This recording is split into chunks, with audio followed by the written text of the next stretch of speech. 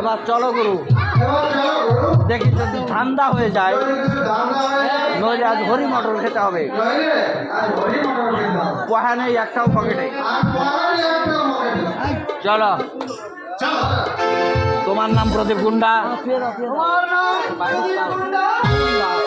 আপনি কিরকম ভদ্রলোক মশাই? প্রদীপ গুন্ডা। গুরুকে গুন্ডা হয়ে জন্মেছে। উনিও ছিল আপনাদের মতো ভদ্রলোক, কলেজে পড়তো। ওই থানার ব্ল্যাক লিস্টে নাম দেখলাম।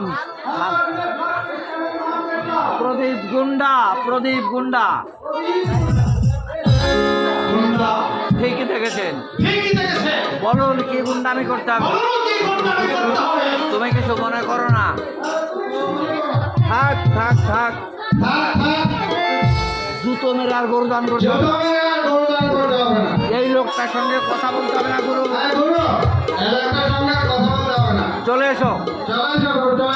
ওরা সব ধোয়া তুলসী পাতা, ওরা সব ধোয়া তুলসী পাতা।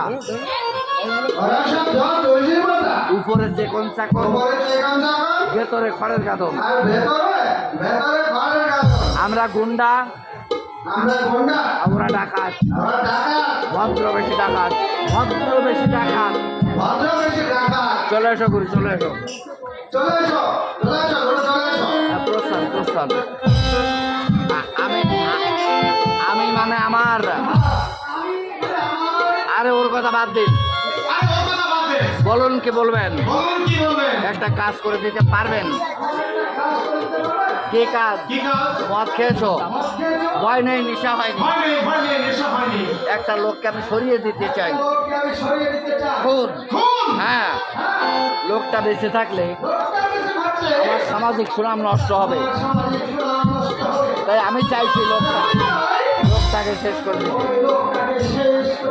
আমি তোমাকে মানে 1030 টাকা দেবো। 30,000 টাকায় খুন করা যায় না। 30,000 টাকায় খুন করা যায় না। ঠিক আছে, 40,000 দেবো। 50,000 দেবেন তো বলুন।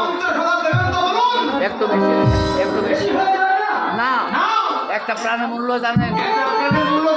মানুষ বলে 1,00,000 টাকা, মানুষ বলে, কিন্তু 1,00,000 টাকায় পাওয়া যায়। আপনি তো শিক্ষিত ভদ্রলোক, পারবেন? 1,00,000 টাকা দিলেন, 50,000। লোকটার নাম বলুন। তোমাদের লাইনের লোক নটবর দত্ত। জেল খাটা তাকি আসা। হেন কুকর্ম নেই, হেন কুকর্ম নেই। তোমাকে খুব বেশি কষ্ট করতে হবে না।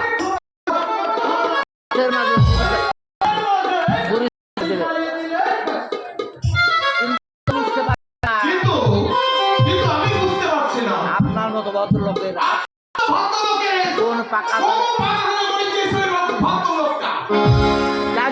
যার জন্য এই চরম পথে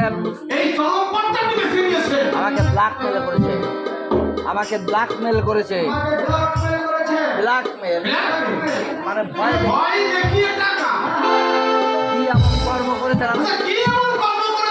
যার জন্য আপনি চরম পথে বেছে নিয়েছেন সেটা বলবো না। বেশ, বলবেন না কে? এই শোনো শোনো, সব ঘটনা না জেনে কোনো কাজ আমি হাতে নিই না। কি আশ্চর্য! আমি তো তোমাকে গুন্ডাকে টাকার গরম দেখাবেন না। ওই রকম টাকা আমি 1 ঘন্টায় রোজগার করি। আমি ঘটনাটা বলছি, তুমি প্রকাশ করবে না। নির্ভয় বলতে পারেন। আমার নাম চন্দ্রমাধব সেন।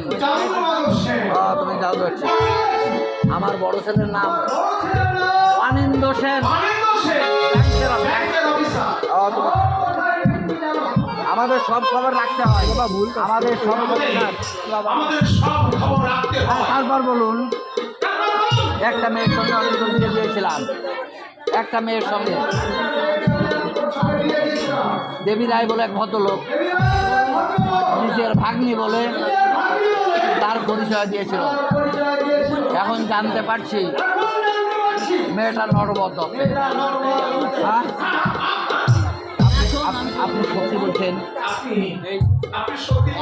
নরবর দত্তের মেয়ে আছে? হ্যাঁ, অন্তঃসত্ত্বা অবস্থায় নরবরের স্ত্রী গৃহত্যাগ করেছিল। সেই মেয়ে নন্দিনী আমার পুত্রবধূ নন্দিনী। ওর মা একটা দেহবিনাশ নিয়েছিল। এখন অবশ্য লাইন বদল করেছে। কিন্তু নরবর বলছে প্রতি মাসে 5,000 করে টাকা দিতে হবে। বুঝলে? দেওয়ালে পোস্টা না, দেওয়ালে একটা পার্বণী তার মেয়ে আমার পুত্রবধূ। কি বলছেন আপনি? নিজের মেয়ে সর্বনাশ করবে ওই নরবর দত্ত? তাও কি সম্ভব? আমি তো তোমাকে বলেছি লোকটা মানুষ নয়, জীবন্ত শয়তান। কাল এই সময় এখানে এসো, আমি তোমাকে আগাম কিছু টাকা দেবো। সুষ্ঠুভাবে যদি কাজটা সমাধান, আরো 2 কাজ তুমি পাবে। প্রস্থান। বারে আমার ভাগ্য।